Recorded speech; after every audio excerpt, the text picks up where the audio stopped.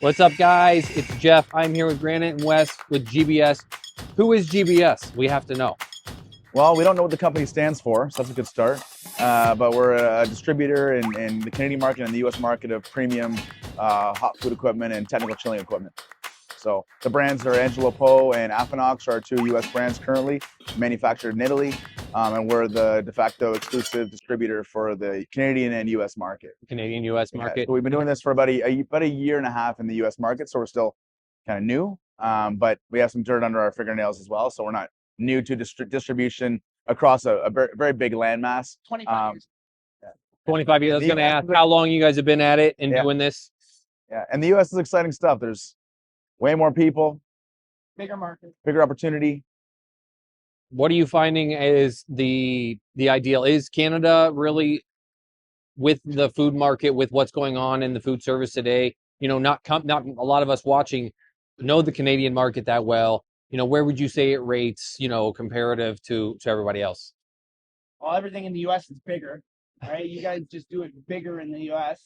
You can't get a burger cooked medium in Canada. That's a fun fact. It must be well done because they don't trust you. Food code regulation? Yeah.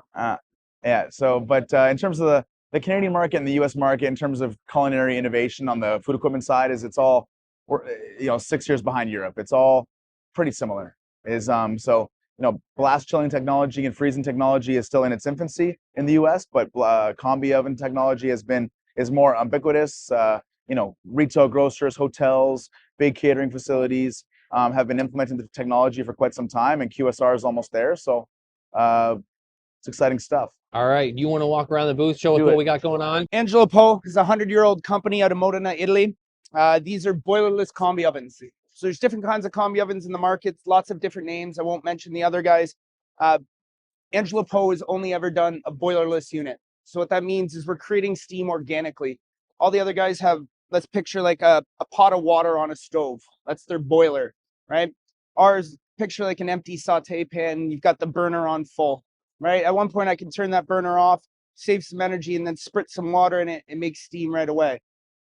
Even if they're in dry heat mode,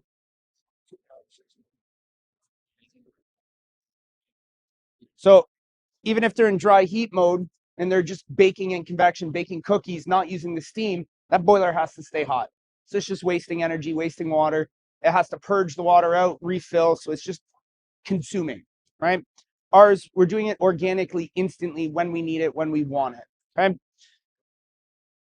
little more about Angelo Poe. My favorite thing as a chef, I talk about this, and I just talk about it because I'm a chef, is the hands-free door. Everybody else, you have to use a latch. You have to latch their handle to close it. Ours, you can go in any direction, it'll open up. It's something stupid for sales, but as a chef, I like it, right? Another thing separates us as a chef is where our probe sits. Our probe's external. It's on the outside of the door. Everybody else's sits right here. Sitting there, it's hot. If this oven's at 400 degrees, the probe's at 400 degrees. So I have to put on oven mitts or a cloth and stick it in the meat. But when I stick a 400-degree probe in a piece of meat, it's coagulating the proteins, cooking the meat. This one, it's on the outside of the door. Even if the oven's at 400 or 500 degrees, I can still handle it and use it. Jeff, what I should have really jumped into before the door and the probe, because I talk about the things as a chef that excite me, is what is a combi oven? You're interviewing me, but what is a combi oven, Jeff? Combi oven is combination cooking, steam and convection. All right. For those of you that don't know, it is dry heat convection. It's a steamer, so it's a multi-tool. It's either a steamer or a convection oven, or we're combining the two of them together, okay? You can even air fry in it. I put that in air quotes because air frying is just a convection oven with more fans, more ventilation. In our combi, so we'll just talk about combi mode. Or why do we cook with combi? You want to keep that moisture in certain products, right? One reason. Give me three reasons. Well, in my experience, combi cooking, well, you can use it as both, right? You get three functionalities. You get full steamer range. Yeah, it's a multi-tool, but why do we cook with steam? Cook with steam to increase our speed. That's the one I wanted. So it's retaining moisture in a product, prevents that from shrinking. That's number two, is shrinkage. So we're maintaining yield on product. but most importantly is speed.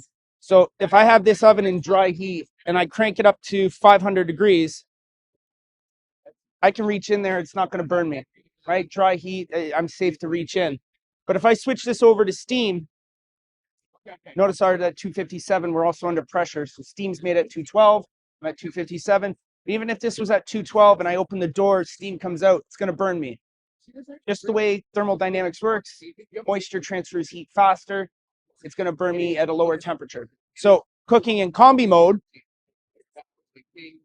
we can cook faster. We can retain how much moisture we want in the product or how much color we want on the product. And then we'd also prevent shrinkage. A little more about Angelo Poe. Our cleaning system is a liquid chemical system that's plumbed in at the back. You can kind of take a peek back there, see how it's plumbed in. Those green and yellow cords back there. So be using two 2.5 gallon jugs at the back. Right at the bottom, you'll see those hoses. I got a shot for you up here, Jeff. Right at the top, you can see we've got the 360-degree nozzle coverage. So we're covering the entire canister of the oven with the liquid chemical and the detergent during the cleaning cycle. The interior of this oven is a 316 blended stainless steel. So it's the highest quality of stainless steel you're going to find in ovens. The exterior is a 304. My competitors use my exterior steel on their interior, while we have a really high quality on the inside. For pound on our units, we're about 50 to 70 pounds heavier on a size basis in comparison to my competitors. Got any questions? Does it only come in the one size? No, we got 6 different sizes. Let's go see them then. 6 different sizes. So this is the 202. They all come in gas or electric. 202 is for big banquet halls, catering, hotels, guys doing volume. Oh, let's turn the casters off. Right? So a full rolling rack. Guys that are doing banquets and catering, they want sometimes the plated racks. They could get plated racks as well instead of the tray racks. They'll use these to do their prep during the day, and then dinner, they'll have everything pre-plated, roll it in the oven, and then they'll just do a quick retherm, reheat the product for 5 to 7 minutes, depending on what it is. Take them out, sauce them, and serve them. 202 is probably my most popular unit, just because guys in the US, everything's bigger, as I mentioned, than Canada, so 202 does very well.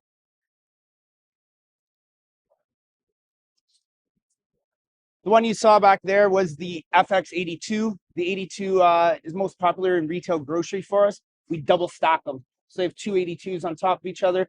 That way they have 2 different cooking environments for different products. This one's a 101, so it holds 10 full-size baking sheet or full-size hotel pans. Okay.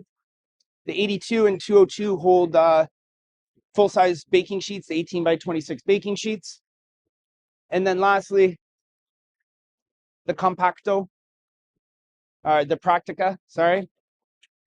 It's holding full-size hotel pans as well. A lot of my competitors only use a 3/4 size hotel pan. These are all electric, 20-inch wide oven. So it's extremely tiny, space saver, digital touch screen. Everything those can do, these can do, just smaller footprint. And again, we can double stack these as well. Lastly, final really kind of fun feature as a chef, smoker, right? What's the rule of smoking, Jeff? Don't smoke out the kitchen. Well, that's a good one. But I came second in a rib contest one time, and we had all these judges from the US come up for the competition. They taught us how to do the ribs, taught us proper Southern barbecue and how to do it properly. And one of their rules was don't open the oven, right? Or the barbecue. Keep the smoke in the barbecue. I kept opening the barbecue and spritzing it with some like maple bourbon mix I came up with to keep the ribs moist and everything. And they took points off me every time I opened the barbecue. And at the end, they said my ribs tasted better. They were better ribs, but they took enough points off me because I opened the barbecue one more time than the guy that gave first place. So I lost out on a Traeger barbecue and I got a case of beer. So the lesson is keep the smoke in the oven, right? Our smoker is an external smoker. It can work on any one of my ovens, including my 202. A lot of my competitors will tell you they can't use a smoker on their 202 because they're using this little tiny smoke box that sits on the inside of their oven. What's the problem you see there? If it's inside the oven, I have to open the oven to refill the smoking drawer, right? That little wood chip box is only going to last 45 minutes to an hour. Instead, for me, I get to keep the door closed, simply open the drawer, put more wood chips in, reload it, and then I'm good to go, right? So I can do cold smoke. When I'm cold smoking, my heat source is on the outside, their heat source is on the inside. Where there's smoke, there's fire. My fire's on the outside, and then I can drop my oven temperature down to 50 degrees Fahrenheit. It's below room temperature. So I don't need to add a tray of ice in here to do cold smoking. I can do gravlax, cheese, salmon, yogurt, butter, eggs, whatever you want to smoke that you don't want to coagulate the protein and cook it. What that does for me is, one, I can do the long smoke and refill it, keep the smoke in there. Two, I'm not losing a shelf from their smoker being on the inside. And three, I'm not losing a shelf from ice. So I still get my full capacity. Any questions for me, Jeff? No, seems to be pretty innovative with some cool features. Now, you said there's another piece of equipment. Boss chillers. Like Angelo Poe, Affinox is out of Italy as well. They're just south of Venice. This is the Infinity Start series. We also have the All-in-One series. The Start series chills, freezes, and thaws, and we can write combination cycles. The All-in-One series will chill, freeze, thaw, slow cook, and proof. So for doughs, right? These are very, very, very simple units to operate. Like, if you have a small child that cannot find Netflix and find their favorite show on Netflix, they can figure this out, right? So I'm in the freezing function right now. What do you want to freeze, Jeff? Let's freeze some pasta. Some pasta. Everybody chooses pasta. Why? Because it's in the middle. So stuffed or dried? Dry. All right. Give me a sec. So it's a 4-point probe. Give it a second to recognize it's in my hand warming up. So in freezing, it's going to adjust here. Air temperature is at -40. My hand is currently warming up to 65. I'm warming the probe up. This is how much time has elapsed. And this is my target temperature for frozen with HACCP compliance. The ventilation will self-adjust. Okay, the unit, I can do it manually, but we can allow the unit to do itself, its own pre-programmed thing. So as this temperature gets closer to this temperature, the ventilation will close.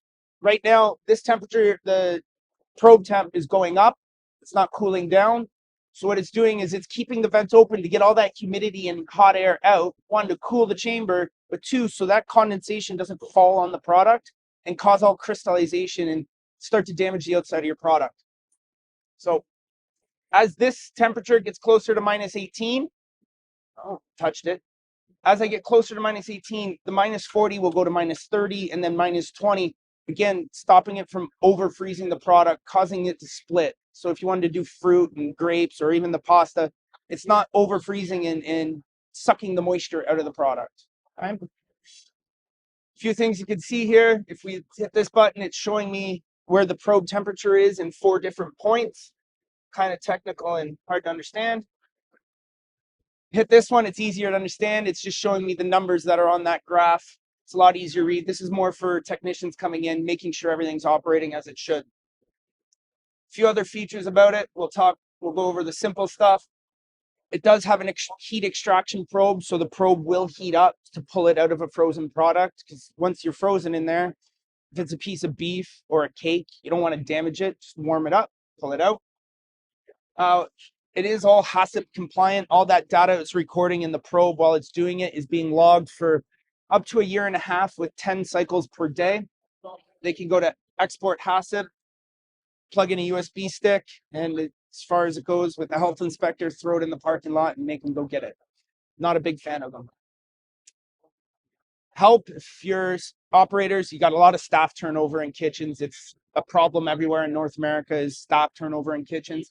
So if you have new kids that want to know how to use the unit, they can go to the videos, go to user, and then they can watch a video on how to write their own programs.